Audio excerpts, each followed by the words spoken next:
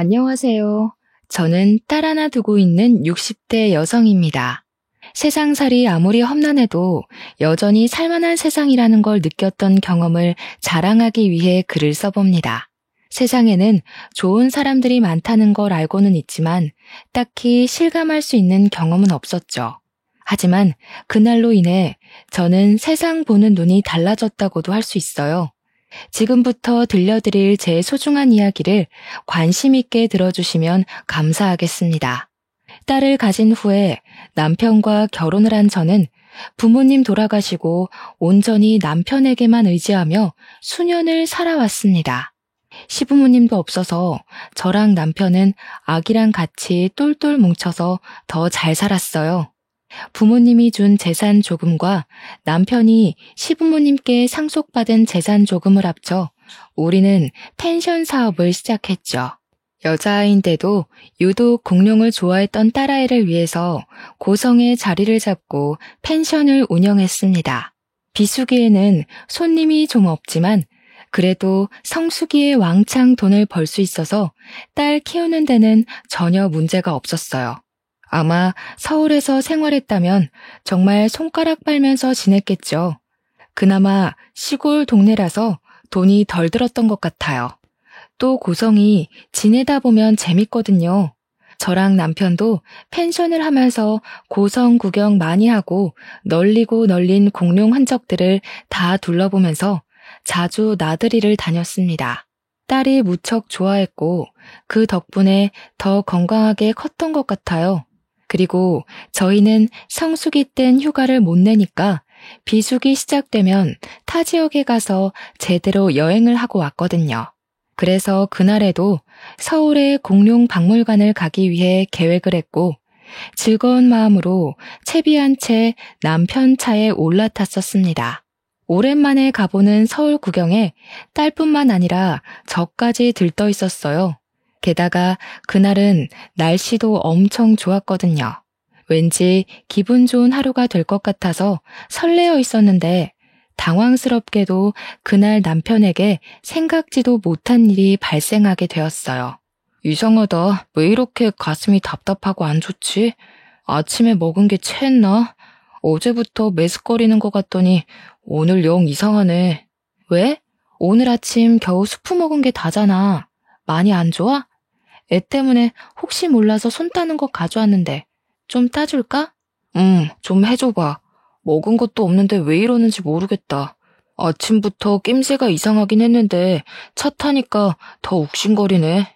남편이 운전을 하면서 중간중간 계속 가슴을 쿵쿵 때렸습니다. 체한 것 같다고 하길래 제가 고속도로 달리는 동안엔 한쪽 손을 주물러줬고 엄지손가락만 따줬어요. 가슴을 쿵쿵 때릴 정도로 남편이 불편함을 호소하는 건 처음 봤기에 저도 남편 상태가 굉장히 걱정되던 차였어요. 손을 따고도 소화되는 지압을 계속해줬는데 아무래도 남편은 안 되겠나 보더라고요. 단단히 체했다고 느낀 건지 그냥 중간에 휴게소를 들러서 소화제라도 사 먹어야겠다고 했습니다. 남편 안색이 많이 불편한 것 같아서 저도 그러는 게 좋을 것 같았어요. 몸이 안 좋은데 멀미까지 겹친 것일 수도 있으니 딸아이랑 같이 바람 쐴 겸 쉬는 게 좋겠다고 생각했습니다. 다행히도 휴게소는 그리 멀지 않아서 금방 차를 세울 수 있었어요. 남편은 내리자마자 휴게소 매점으로 향했고 저는 딸이 화장실 가고 싶다고 해서 남편한테 먼저 차에 가 있으라고 한 뒤 화장실을 다녀왔습니다. 그렇게 화장실을 갔다 올 때까지만 해도 제 앞에 닥칠 운명을 까맣게 모르고 있었어요. 남편이 당연히 차에 있을 거라고 생각해서 차 방향으로 가려는데 사람들이 매점 주위로 막 모여 있는 겁니다. 무슨 큰일이 일어났나 싶어서 딸 손을 잡고 걸어가면서 엿봤는데 그 순간 제 눈에 가장 먼저 들어온 건 남편 신발이었어요. 그 다음 보였던 게 의식을 잃고 누워있는 남편 얼굴이었습니다. 깜짝 놀란 저는 여보 하고 소리치면서 딸을 놓고 인파를 비집고 들어갔어요. 웬 모르는 남성분이 제 남편 심폐소생을 해주고 있는 상황이었습니다. 저는 예고 없이 쏟아지는 눈물을 흘리면서 어쩔 줄 몰라 손을 벌벌 떨었어요. 심장이 미친 듯이 쿵쾅거려 숨도 제대로 못 쉬겠더군요. 갑자기 숨을 못 쉬겠다더니 쓰러져 버렸어. 119 불렀으니까 너무 걱정하지 마라. 이 양반 마누라 되는 분이셔? 어떡해요. 우리 남편 어떡해요? 여보 왜 이래? 눈 좀 떠봐. 어떡해. 저는 심폐소생을 받고 있는 남편을 지켜보는 것 말고는 할 수 있는 게 없었습니다. 그 상황이 너무 무섭고 절망스러웠어요. 그런 제 마음을 잘 아시는 건지 할머니께서 침착하게 저를 진정시켜 주었습니다. 그때 119가 도착하고 구급대원들이 서둘러 남편을 데리고 갈 때 저는 그제야 딸을 챙기고 올라탔어요. 딸도 아빠가 잘못되는 줄 알고 서럽게 울고 있었더라고요. 저도 너무 놀랐던지라 딸을 살피지 못했습니다. 그렇게 휴게소를 떠나고 병원을 가서 검사 확인을 했더니 의사 선생님께서 하는 말이 남편 심장 전선 하나에 문제가 생기긴 했는데 심폐소생이 잘 되어서 괜찮다고 하는 겁니다. 크게 걱정할 필요가 없다고 했어요. 너무 정신이 없어서 순간 망각했는데 심폐소생했던 그분이 땀을 뻘뻘 흘리고 있었던 게 기억이 났어요. 바쁘게 구급차 올라탄다고 감사하단 말을 못 전했다는 것이 그제야 마음에 걸렸습니다. 그 남자분이 누군지 몰랐지만 우리 남편 생명의 은인인 건 맞잖아요. 너무 감사한데 연락처도 몰라서 난처하더라고요. 꼭 감사했다고 말씀드리고 싶은데 그땐 머릿속에 남편밖에 없었기에 어떻게 만나서 감사 인사를 전해야 할지 막막했습니다. 일단은 그보다 급한 것이 또 있었어요. 구급차를 타고 오는 바람에 모르고 있었는데 나중에 남편 신분증 찾는다고 주머니를 뒤졌는데 남편 지갑도 없고 게다가 휴게소에 차를 두고 와버렸더라고요. 저는 지인의 도움을 받아서 일단 남편 차를 먼저 챙기기로 했어요. 늦은 시간이라 그때 그 할머니랑 남성분이 있을 리 만무하겠지만 혹시나 싶어 슬쩍 둘러는 봤습니다. 역시나 없길래 매점에 맡겨진 지갑과 차를 끌고 돌아왔어요. 괜찮을 거라는 의사 말대로 남편은 금방 의식을 찾았습니다. 남편이 그날의 기억을 잘 못하길래 제가 생명의 은인 얘기들을 막 해줬어요. 남편도 얼굴 못 본 그분들에게 감사 인사를 전하고 싶어 하더라고요. 그런데 아쉽게도 저는 방법을 찾지 못했습니다. 그래서 남편이랑 둘이서 그 감사함을 마음에 담아두고만 있었어요. 그 후로 딸에게 공룡 박물관 데려가지 못한 미안함이 남아서 그걸 선물로 풀어주느라 은인에 대한 생각은 잠깐 잊고 지냈어요. 그런데 며칠 뒤 남편과 잠자리에 들려고 할 때쯤이었습니다. 모르는 번호로 남편한테 전화가 왔는데 그때 저도 옆에 있어서 들을 수 있었는데요. 나예요. 그때 휴게소에서 쓰러진 애기 아빠 전화 맞지? 어디 몸은 좀 괜찮은가 싶어서 전화해봤는데. 예. 혹시 그때 휴게소에서 아내 곁에 계셔주셨다는 할머님 맞으시죠? 아유, 덕분에 살았다고 연락 꼭 드리고 싶었는데 이렇게 연락이 닿을 줄은 상상도 못했네요. 그렇지. 내가 자네 지갑에서 명함 좀 뺐네. 돈 걱정이 돼서 말이지.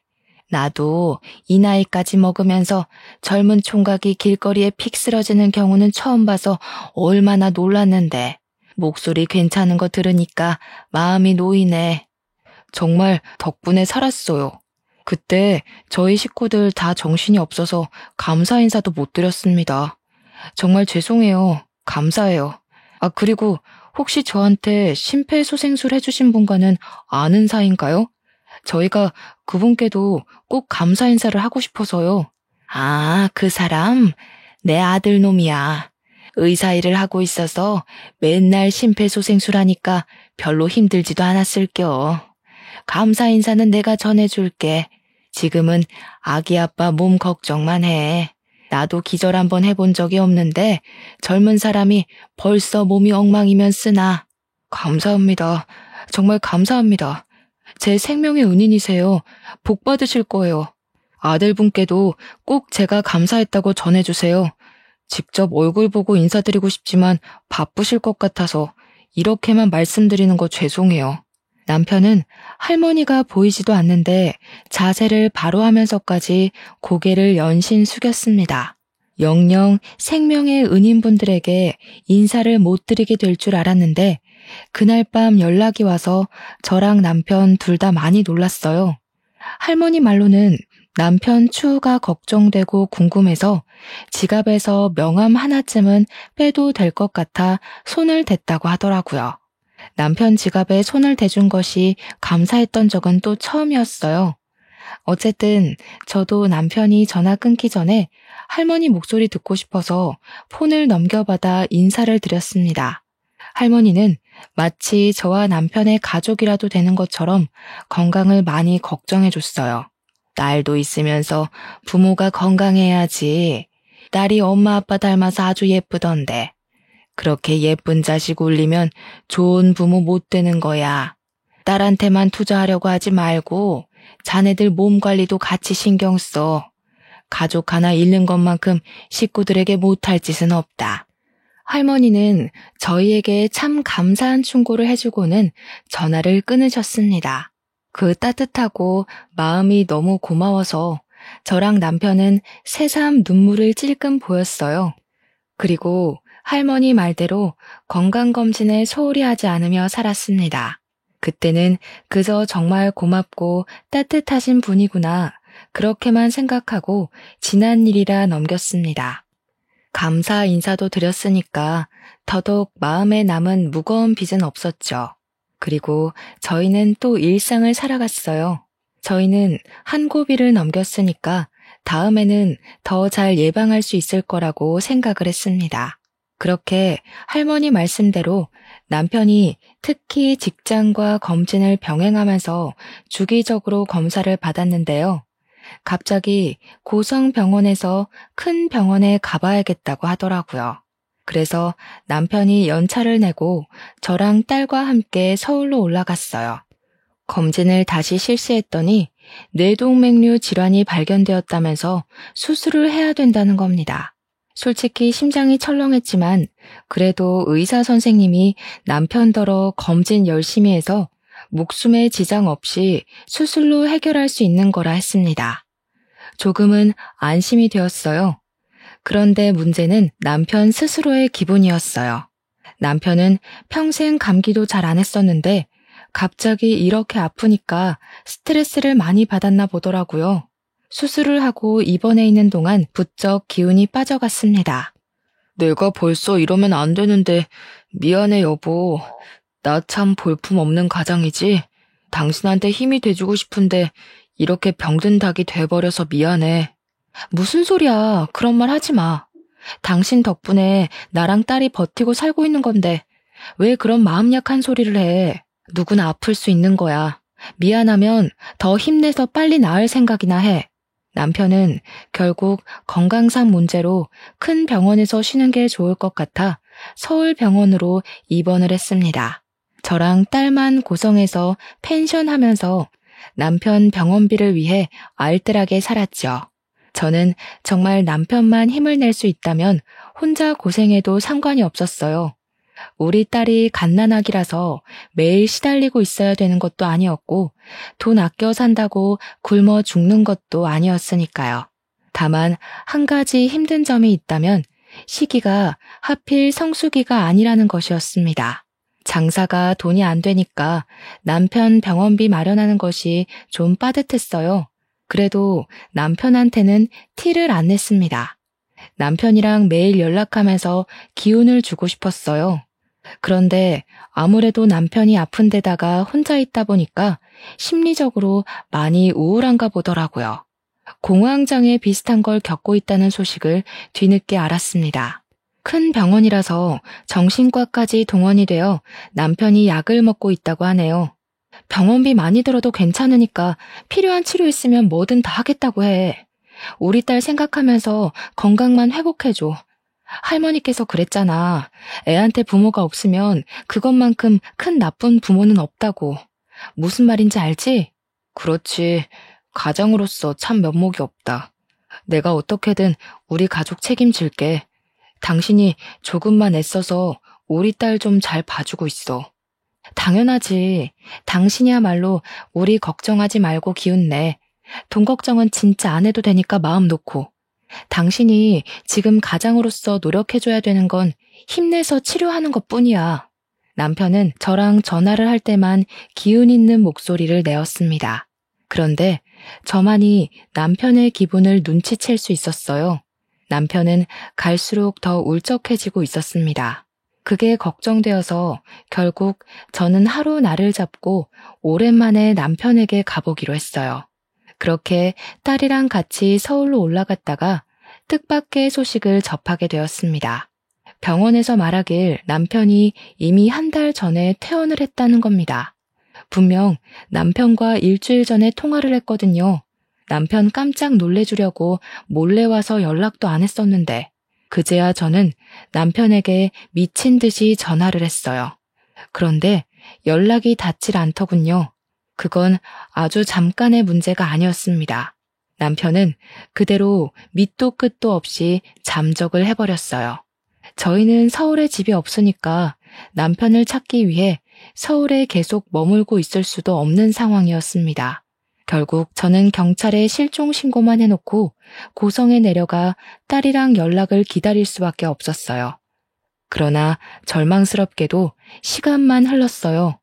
남편에게도 경찰에게도 연락이 올 기미가 없었죠. 혹시 남편이 어디 길 가다가 또 쓰러진 건 아닌가 싶어서 저는 하루가 멀다 하고 밤잠을 설쳐야 했습니다. 남들 다 일상을 사는데 제 시간만 남편이 사라진 그때로 멈춰있는 기분이었어요. 경찰에 독촉도 해봤지만 성과는 여전했습니다. 그렇게 세월이 흘러 제 딸이 어느덧 결혼할 나이가 되어버렸어요. 그때까지도 남편은 저희 곁에 무소식만 남겨주고 있었죠. 저는 결코 남편을 포기하지 못했는데 딸은 이미 마음속으로 자기 아빠를 저 세상으로 배웅한 듯 했습니다. 그걸 차마 제게는 말 못하고 있는 것 같았어요. 딸의 속상한 마음을 알지만 저는 그 마음을 모른 채 하고 싶었습니다. 인정하는 순간 저는 영영 남편과 만나지 못할 테니까요. 그런데 하늘은 도통 저의 이런 간절한 마음이 보이질 않는 건지 계속 남편을 놓으라고 아우성치는 것 같았어요. 어느 날 딸이 제게 와서 생각지도 못한 소식을 전하더라고요. 엄마, 나 임신했어. 미안해. 엄마가 아빠 때문에 얼마나 힘든지 아는데도 나 사랑하는 사람이 있어. 나만 그렇게 위로받고 행복하게 지내고 있어서 미안해. 그런데 나 이제 그 사람이랑 같이 살고 싶어. 결혼도 안 한 딸이 갑작스레 임신을 했단 소리에 너무 놀라서 벙찌고 말았습니다. 딸이 죄책감을 느끼면서 고백하기를 오래전부터 결혼하고 싶은 남자가 있었다고 하더라고요. 그런데 제가 남편 때문에 끙끙 앓으며 허송세월 보내고 있으니 감히 자기 혼자 행복하게 가정을 꾸릴 면목이 없었다고 차마 사위 될 사람을 소개 못 시켜줬다고 하는 겁니다. 그렇게 결혼을 미루기만 하다가 끝내 덜컥 임신을 하게 되었다고 이젠 정말 결혼을 안 하면 안 될 지경이 되어버려 저한테 알리는 거라면서 딸이 죄인처럼 얘기를 했습니다. 그 순간 머리를 한 대 맞은 것 마냥 정신이 차려졌어요.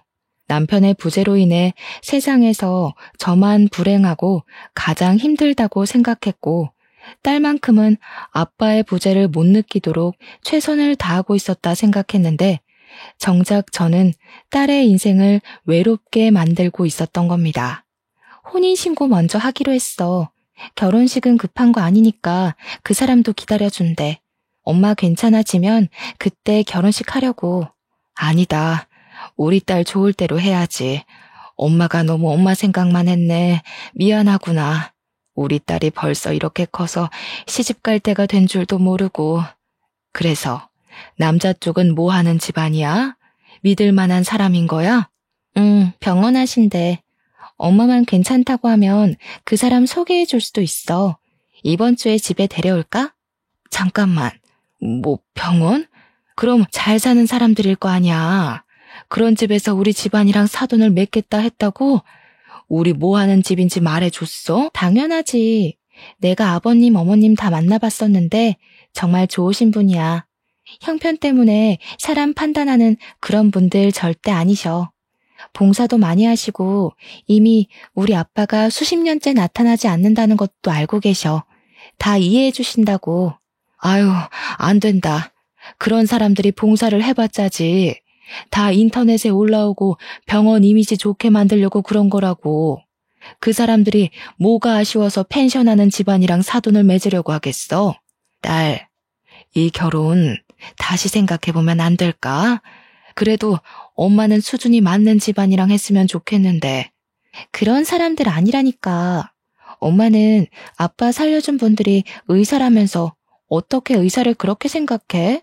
그리고 어머님, 아버님은 힘든 사람들 병원비 안 받고 진료도 봐주고 수술도 해준대. 엄마도 딱 만나보면 느낄 거야. 큰 병원 아니고 서울 변두리에서 하는 동네 병원이거든. 동네 병원이든 대학병원이든 다 같은 의사라고 생각했습니다. 아무리 이미지 좋은 의사라도 식구가 되면 얼굴색 달라지는 의사들. 뉴스에서 수도 없이 봤었어요. 아빠가 없는 애를 왜 굳이 병원 집안에서 결혼을 하려고 하는지 이해가 안 되더라고요. 저는 혹시나 딸이 결혼하고 나서 시댁에 잡혀 살까봐 그게 가장 큰 걱정이 되었습니다. 이제 저한테 가족은 딸밖에 없다고 해도 무방한데 그 유일한 딸까지 내가 지키지 못하는 꼴이 될까봐도 걱정을 했어요. 하지만 어쩌겠어요. 딸은 이미 임신을 해버렸고 저를 위해서 몇 년을 참고 기다렸다는데요. 일단 엄청나게 큰 병원이 아니라 그냥 동네 외과 정도라니까 한 발 양보해서 결혼을 허락해 주었습니다. 그리고 그날 밤 저는 결국 남편의 사망을 받아들여야 했고 딸을 위해서라도 남편을 놓아주어야 했어요. 남편이 보고 싶어서 정말 많이 울면서도 우리 가족 책임진다고 해놓고 사라져버린 남편이 원망스럽기도 했습니다. 딸이 상견례 날짜를 잡았다고 말해주고 난 후 저는 그때까지라도 마음을 추스르려고 노력 많이 했습니다. 그렇게 저의 감정 절반을 포기하며 지내던 어느 날이었어요. 모르는 번호로 연락이 온 겁니다. 딸에게 줄 몸보신 요리를 하던 중에 받았는데 그 안에서 들려오는 목소리는 저를 주저앉게 만들었어요. 발신자는 다름 아닌 남편이 휴게소에서 처음 병환증세가 왔을 때 남편을 살려주신 할머니였습니다. 휴게소 때로부터 무려 14년이 지난 날에 온 연락이었어요. 내가 죽기 전에는 그 양반 잘 살고 있는지 알고 죽어야 쓰겄다. 요즘은 어떻게 지내고 있어? 아기 엄마도 잘 지내고 있는 거야? 조그맣던 딸내미도 많이 컸겠네. 할머님께서 어떻게 제 번호까지? 할머님은 건강하게 잘 지내고 계세요? 저희가 먼저 연락을 드릴 걸 그랬어요. 아직까지도 저희 생각해 주시는 줄은 몰랐네요. 너무 감사드려요. 연락은 뭐 시간 되는 사람이 먼저 하고 그러는 거지. 그런 게 뭐 중요한가? 그래서 아기 아빠는 어때? 다 같이 잘 살고 있는 거야? 할머니께서 묻는 말에 저는 남편이 실종돼서 죽었는지 살았는지도 모른다는 소리를 할 수가 없었습니다. 이렇게 시간이 흘렀는데도 할머니께서 저희 안위를 걱정해 주시는 거면 솔직하게 남편 소식을 말했을 때 왠지 할머니가 마음 편히 못 지낼 수도 있을 것 같다는 생각이 들었거든요. 그래서 결국 할머니께 거짓말을 해버렸고 우리 모두 잘 지내고 있다고 답했습니다. 할머니를 위해서 그게 저만의 최선이라고 생각했어요. 더는 우리 집안 신경 쓰지 마시고 할머니 건강 걱정하면서 지내길 바랬죠. 할머니를 생각해서 겨우 울음 삼켜가며 말을 했는데 정작 할머니는 대답이 없었습니다. 그러다 갑자기 한숨을 푹 쉬면서 저를 향해 혀를 끌끌 차셨는데요. 가여워서 어쩌나. 아무래도 내가 가만히 있으면 안 될 문제 같네. 내가 이번 주에는 중요한 약속이 있어. 그 일 끝나면 다시 연락할 테니까 기다려라. 뜬금없는 말이라고 생각했습니다. 제가 대답도 못 드렸는데 할머니는 그렇게만 말하고 전화를 끊어버렸어요. 할머니의 말이 의아했지만 그보다 겨우 마음 정리했던 남편을 다시 떠올린 셈이라서 가슴이 무너질 만큼 슬픈 기분을 또 느꼈습니다. 시간을 어떻게 흘려보내는지 모르게 딸 상견례 날이 다가왔어요. 그래도 딸 상견례에선 울상으로 있을 수 없어서 딸과 함께 미용실에서 메이크업과 헤어까지 받고 상견례 자리에 갔습니다. 저랑 딸이 먼저 도착했고 한 2분 뒤에 사돈될 사람들이 우르르 들어오는데 그때 저는 앉은 자리에서 벌떡 일어날 수밖에 없었어요. 휠체어에 실려서 들어오는 할머니가 있었는데 얼굴 보자마자 14년 전 우리 남편을 살려주고 제 곁을 지켜준 은인이라는 게 바로 생각이 났습니다. 너무 놀라서 저는 바로 할머니를 아는 체 했어요. 그러자 할머님이 저를 가만히 보다가 박수를 짝 치더라고요. 어머나, 이게 누구야? 아기 엄마가 어떻게 여길 다 왔어? 설마 우리 집 손자 며느리 될 사람 엄마인 거야? 가만히 있어봐. 그럼 손자 며느리가 그때 그 꼬마애?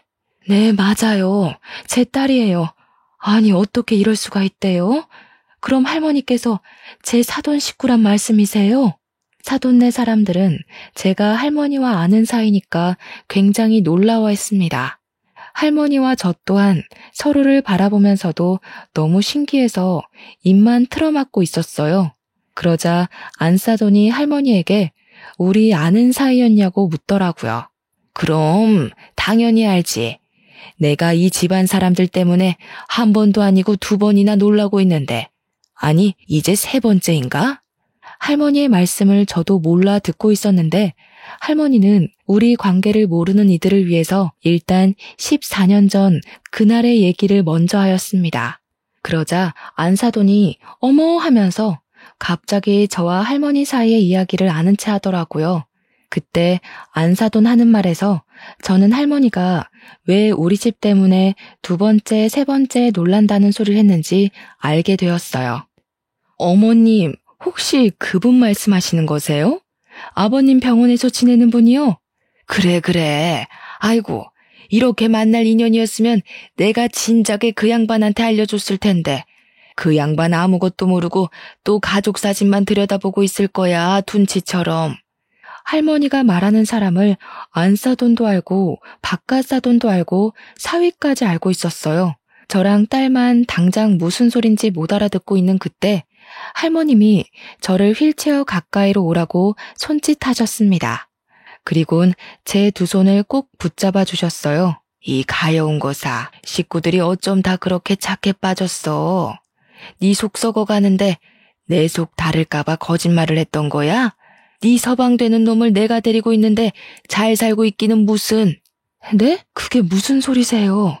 제 남편 말씀하시는 거예요? 지금 제 남편이랑 같이 있다는 거예요? 할머니가 제 손을 쓰다듬으면서 말해주는 내용은 그간 남편의 실종 행적을 알 수 있을 만큼 상세했습니다. 남편은 제게 마지막 전화를 하기 전 이미 퇴원 수속을 밟은 상태였다고 했잖아요. 그게 일자리를 구하려고 했던 거랍니다. 거액의 병원비를 저 혼자 감당하고 있는 게 미안했던 것 같아요. 그렇게 무작정 퇴원해버린 남편은 일자리를 알아본다고 경비직 같은 걸 구했는데 그게 놀랍게도 바깥사돈 병원의 경비직 자리였다고 했어요. 바깥사돈 병원은 동네에 있더라도 3층짜리 단독 건물이었던지라 주차장과 경비를 관리해줄 담당이 필요한 규모라고 하더군요. 그런데 그 일을 하다가 남편이 그만 또 병이 도져서 쓰러졌다고 하는 겁니다. 집안이 하는 병원이니 할머니가 마침 병원을 들렸다가 남편을 발견해서 또 조치를 취했다고 해요. 다행히 병원에서 쓰러진 거라 응급처치는 빨랐다고 하더라고요. 그러나 무리한 탓 때문인지 남편은 반신이 마비가 된 상태로 의식을 찾았다고 했습니다. 할머니가 남편을 알아보고서 아주 혼쭐을 내며 가족들에게 연락하라고 했는데 남편이 그걸 거절했다네요. 그렇잖아도 병원비 많이 드는 이 몸뚱어리를 이 꼴까지 만들었는데 그런 모습을 절대 가족들에게 보일 수 없다고 했답니다. 남편 고집을 꺾지 못한 할머니도 어쩔 수 없이 10년 넘게 연락 못 주고 있었다고 했어요. 그래도 할머니는 중간중간 그게 가족한테는 도리가 아니라고 잔소리를 했으나 남편이 울면서 부탁하는 바람에 매번 제게 따로 연락을 하는 걸 포기했다고도 했습니다. 남편은 그렇게 긴 세월 자신을 숨길 동안 죽어라 재활을 받으며 노력하는 덕에 한쪽 다리는 신경이 돌아온 상태라고 하더군요. 완전히 정상이 되면 당당한 가장으로 가족 앞에 나설 거라는 남편의 말에 할머니는 아무래도 시간이 너무 많이 소요되는 것 같아서 할머니 또한 마음이 안 좋았대요. 마치 저희 가족에게 대신 죄를 짓고 있는 기분을 느꼈다고 하더라고요. 그래서 결국 남편 폰을 뒤져 제 연락처를 알아냈고 그날 저한테 전화한 거라고 합니다. 그 사실에 제 딸도 놀라고 저도 놀라서 할머니 앞에 주저앉았어요. 그러자 안사돈이 저를 부축해주면서 다독여 주었습니다. 그분 되게 좋으신 분이던데 가족분들 아프게 그냥 둔 것 보면 조금 야속하기도 했네요. 이렇게라도 만날 수 있어서 얼마나 다행인 기회인지 몰라요. 아휴, 세상에 너무 감사합니다. 저는 제 남편이 죽은 줄로만 알고 어떻게 살아야 할지 막막했는데 저희 남편 살려주셔서 너무 감사해요. 저는 그저 그들에게 고맙다고 인사를 하면서 화장이 번질 만큼 눈물을 보였습니다. 게다가 바깥사돈 되는 분은 우리 남편을 심폐소생으로 살려준 분이잖아요. 얼굴 보고 인사드리는 건 처음이었는데 다리에 힘이 없었던지라 저는 무릎을 꿇은 채로 바깥사돈에게 감사하다고 고개를 숙였어요. 다들 저더러 당연히 해야 할 일을 했을 뿐이라며 대신 위로해 주었습니다. 이 상황이 그저 너무 감사했는데 일단 저는 당장이라도 남편을 찾아가고 싶었어요. 하지만 저희는 상견례를 위해서 모인 사람들이라서 마음을 추스리고 자리에 앉아 그제야 사돈으로서 인사를 나눴습니다. 여기서 이럴 게 아니라 우리 인사 나눠야 될 사람이 한 분 더 있잖아요. 그래도 애들 상견례인데 우리 아들 장인어른 되는 분과도 한자리에서 인사 나누는 게 맞지 않겠어요? 이만 정리하고 저희 병원으로 2차 갑시다. 그래도 사돈들이 제 마음을 알아준 건지 상견례를 간단하게 마치고서 서둘러 남편이 있다는 병원으로 데려가 줬어요. 바깥 사돈이 태워줘서 저랑 딸이랑 바깥 사돈이랑 사위가 같이 움직였고 안사돈 차로 할머니랑 둘이 따로 왔습니다. 그렇게 찾아간 병실 문 앞에는 정말 제 남편의 이름이 적혀 있었어요. 그걸 보자마자 저는 벌써 눈물이 터졌습니다. 심장이 미친 듯이 뛰어 다리가 후들거렸어요. 딸과 사위의 부축을 받으면서 그렇게 병실로 들어갔는데 남편이 창가에 화분을 정리하며 목발을 짚고 있더라고요. 보자마자 여보 하고 불렀습니다. 남편이 저를 돌아보는데 14년 만에 보는 남편의 모습에 허둥대면서 뛰어갔어요. 그리곤 남편을 붙잡고 여기저기 살펴보면서 오열을 했습니다. 제 눈앞에 있는 남편이 꿈은 아닐까 싶어서 한참을 놓지 못하고 있었는데 남편이 저를 포근하게 안아줘서 실감했어요. 남편은 저랑 딸이 찾아온다는 걸 할머니한테 좀 전에 연락받은 듯 했습니다. 너무 오래 기다리게 했지. 미안해. 내 욕심 때문에 자꾸 시간만 미루다 보니까 당신이랑 딸만 아프게 만들었다. 우리 딸 저렇게 예쁘게 키우느라 얼마나 고생했어. 남편은 애써 웃으면서 저랑 딸한테 사과를 했어요. 그러면서 뒤이어 덧붙이는 말이 가족을 이렇게 직접 보니까 힘이 나고 좋은데 그놈의 책임감 때문에 차마 저랑 딸 앞에 못 나타났던 것이 이제야 후회스럽다고 하더라고요. 다시 돌아보니까 그건 책임감이 아니라 도망이었을 뿐이었다는 걸 깨달았다네요. 남편의 사과 따위 저는 다 필요 없었습니다. 그저 남편이 살아있는 것만으로도 너무 감사했어요. 딸도 뒤늦게 아빠한테 다가와서 아빠랑 포옹을 하며 보고 싶었다고 엉엉 울었습니다. 우리 딸이 아빠 없는 동안 엄청 예쁜 아가씨가 됐네. 어쩜 그렇게 똑 부러지는 사위를 골랐대? 아빠는 두말할 것 없이 우리 사위로 합격이야. 아마 딸보다 내가 더 사위를 잘 알지 않을까 싶은데? 사위는 남편을 바라보면서 어안이 벙벙해선 아저씨가 제 여자친구 아빠인지 꿈에도 몰랐다고 놀라 있었어요. 듣자 하니 딸이 아빠 얘기 나오면 속상해서 사위한테는 그냥 아빠가 오래전에 집 나가서 돌아가신 것 같다고만 했다더라고요. 그래서 사위도 그런 줄로만 알았다네요. 그리고 평소 남편 병실에 종종 찾아오면서 고민 상담을 많이 나눴던 것 같습니다. 제 딸에게 잘 보이고 싶었던 사위는 딸 가진 남편에게 이런저런 조언을 많이 구했다 하더라고요. 사위가 그간 남편의 말동무가 되어준 것 같아 고마웠는데 이것이 사위뿐만이 아니라는 게 좀 놀라웠습니다.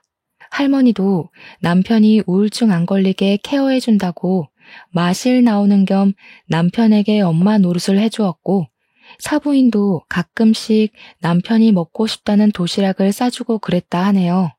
바깥사도는 우리 남편을 1순위 환자로 꼼꼼하게 살펴줬고 병원장인 할머니 남편은 아빠한테 병원비를 받지 않았다고 합니다. 대체 얼마나 많은 은혜를 받은 건지 가늠을 할 수가 없었어요. 그저 사돈 식구들에게 너무 감사해서 몸둘 바를 몰랐습니다. 남편도 우리 가족한테 미안한 마음에 늘 마음속 응어리를 담아두고 살았는데 이렇게 얼굴 보니까 그간의 스트레스와 우울증이 다 씻겨가는 것 같다고 자기가 여태 잘못 판단했다는 걸 자각했어요. 그때 할머니한테 또 잔소리 들으면서 엉덩이를 한 대 맞았네요. 남편도 생명의 은인들이 졸지에 사돈까지 돼버린 일에 신기해하긴 했어요. 그리곤 너무 큰 빚을 졌다면서 우리 딸 잘 부탁드린다고 고개를 숙였습니다. 저 또한 감사해서 사돈 어른들과 일일이 악수를 하며 인사를 했고 할머니 앞에선 무릎을 꿇고서 할머니 손을 잡고 눈물을 터뜨렸어요. 우리 가족 할머님 아니었으면 다 무너졌을 거예요. 정말 감사합니다. 할머니께서 저희 가족 다 살려주셨어요. 죽을 때까지 할머니는 잊지 않고 기억할게요. 그래, 이제 사돈 됐으니까 나한테 많이 갚아주면 되겠다. 설마 기억만 해주고 두 손 놓고 있는 건 아니지? 이 늙은 애미랑 놀아주러 자주 와야 돼. 저는 울음 때문에 대답을 할 수 없어서 고개만 연신 끄덕였습니다. 그때 남편은 목발을 짚고 와서 바깥사돈 손을 꼭 잡으며 말하더라고요. 바깥사돈, 그때 저 심폐소생술 해주신 덕분에 제가 지금 이렇게 가족들 볼 수 있네요. 정말 제 생명의 은인이십니다. 사돈 식구들 다 제 은인이에요. 다시 한번 감사해요. 전 그냥 의사로서 해야 할 도리를 한 건데요, 뭘. 오히려 저희가 고맙죠. 하나밖에 없는 귀한 딸 보내주시는 건데. 모든 게 제자리를 찾았고 제 시간도 남들처럼 똑같이 흘러가게 되자 저희 딸은 상견례 끝나고 바로 결혼식을 준비할 수 있었습니다. 남편은 딸과 함께 행진하기 위해서 그때까지 열심히 재활을 했어요. 사돈네 집안은 동네에 있는 작은 외과도 있었지만 알고 보니 서울에도 아주 크게 병원 하나가 더 있더라고요. 바깥사돈이 주로 남편 입원해 있는 동네 병원에 장을 맡고 있고 할머니 남편 되시는 분이 서울 큰 병원에 장으로 있다고 했습니다. 우리 남편한테 돈 받지 말라고 하신 분이 생각보다 더 대단한 분이라서 얼마나 깜짝 놀랐는지 몰라요. 그분들은 무료 진료라고 우리 남편을 소홀히 봐주시는 것도 아니었어요. 의료기술 총동원해서 우리 남편의 재활에 전액을 다 지원해주고 있다고 들었습니다. 남편은 마음 좋은 사람들이 이렇게까지 도와주니까 더 열심히 해보겠다며 땀 뻘뻘 흘리며 재활을 했어요. 가족이 나타나자 더 힘을 얻은 남편은 끝내 행진 때 목발 하나에만 유지한 채 그 기다란 버진대로를 딸과 함께 걷는 걸 성공했습니다. 원래는 몇 걸음 걷지 못하고 금방 휠체어에 앉는다고 하더라고요. 그런데 결혼식 끝나는 내내 준비하고 있던 휠체어는 쓸모가 없었을 만큼 남편은 목발로도 잘 걸어 다녔어요. 저희 모두가 한마음 한뜻으로 기뻐서 눈물을 흘렸었습니다. 딸과 사위의 결혼식은 그렇게 우리 모두에게 의미 있는 날이 되었어요. 그리고 딸과 사위가 신혼여행 다녀온 뒤 머지않아 출산을 했습니다. 딸이 낳은 아이는 딸과 사위를 야무지게 닮은 예쁜 손녀였는데 온 가족들의 사랑을 크게 받고 크는 중이에요. 특히 할머니께서 증손녀를 한번 안으면 놓을 줄을 몰랐어요. 손녀도 할머니를 제일 좋아했을 만큼 둘이 친했습니다. 우리 손녀가 잘 클 때까지 할머니께서도 만수무강하시면 좋겠는데 아무래도 할머니는 연세가 있어서 결국 무리가 찾아오고 말았는데요. 아이고, 내가 이 나이 먹고 증손자까지 다 보네. 좋은 사돈 만나서 누릴 거 다 누리고 배부르게 눈 감겠어. 할머니는 그래도 병환 없이 90세가 넘도록 사셨지만 어쩔 수 없는 세월 때문에 결국 하늘나라로 가셨어요. 그나마 우리 손녀가 걸음마 떼는 건 보고 가셔서 얼마나 다행인지 모릅니다. 우리 가족들은 다 같이 똘똘 뭉쳐서 할머니를 잘 보내드렸어요. 장례식장에서도 사돈네 사람들보다 우리 식구가 더 많이 울었는데 특히나 남편이 3일 내내 정신 못 차릴 만큼 오열하고 슬퍼했습니다. 목숨을 살려준 은인을 넘어서 진짜 어머니라고 생각을 했던 것 같았어요. 할머니가 있는 세상이 훨씬 즐거웠지만 그래도 저희들은 여전히 행복하게 지내고 있습니다.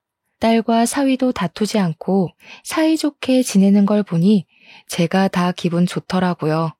할머니께서 우리 집안과 사돈 집안의 인연을 이어준 셈이나 다름없는 것 같아 하늘에 계신 할머니께 틈만 나면 감사하다고 말씀드리고 있어요. 덕분에 우리는 다른 집안과 다르게 사돈과의 사이가 아주 특별해졌습니다. 마치 대가족이 된 것처럼 저희는 자주 연락하고 같이 놀러 다니고 주기적으로 식사를 합니다. 또 명절 때마다 사위랑 딸이 시댁과 친정을 왔다 갔다 하는 게 힘드니까 어차피 얼굴 볼 거 그냥 한 곳에 다 모여서 며칠 동안 같이 지내고 있어요. 이번 추석에는 다 같이 우리 펜션에 와서 바비큐 파티를 하고 놀 생각입니다. 모든 게 그저 즐겁기만 한데 딱 한 가지 마음속에 내내 해결 안 되는 불편함이 남아 있었는데요. 사돈네 병원에서 계속 남편에게 무료 진료를 봐주려고 하는 것이 문제였습니다. 우리는 받을 만큼 받았기에 이제는 어떻게든 한 푼이라도 더 내려고 했거든요. 그런데 사돈 집에서는 간호사까지 시켜서 납부 못하게 해놨더라고요. 안사돈, 이러면 미안해서 얼굴 보기 힘들어요. 저번 약도 무료로 주셨잖아요. 저 이렇게 계속 받고는 못 삽니다. 우리 체면도 있지. 이제 그만 받아주세요. 오호, 사돈네한테는 평생 병원비랑 약값 안 받을 거라니까요. 우리 집안 사돈이 된 특혜니까 넣어두세요.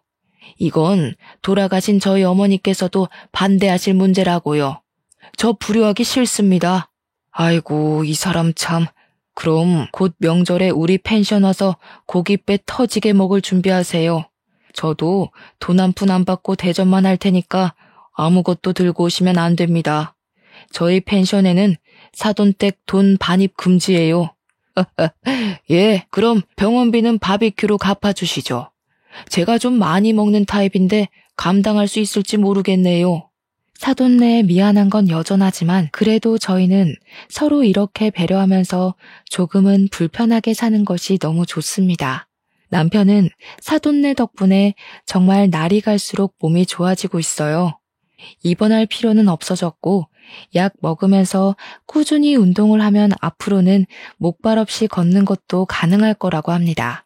지금 이렇게 사연을 쓰면서 생각해봐도 저희 집안 얘기가 보통 사연은 아닌 것 같아요. 청취자분들도 그렇게 들어주셨는지 모르겠네요. 저는 사돈댁을 보면서 많이 팍팍해진 세상이 그래도 살만하구나. 나도 마음 따뜻한 사람이 되도록 노력해야지 싶은 자세로 지내고 있어요. 이렇게 너무 좋은 인연을 만나게 해준 제 인생에게 가장 고맙네요. 앞으로 저희 식구는 생명의 은인인 사돈네의 은혜를 갚으면서 살 예정입니다. 제 이야기는 여기까지예요. 따뜻한 제 사연 관심 갖고 들어주셔서 정말 감사합니다.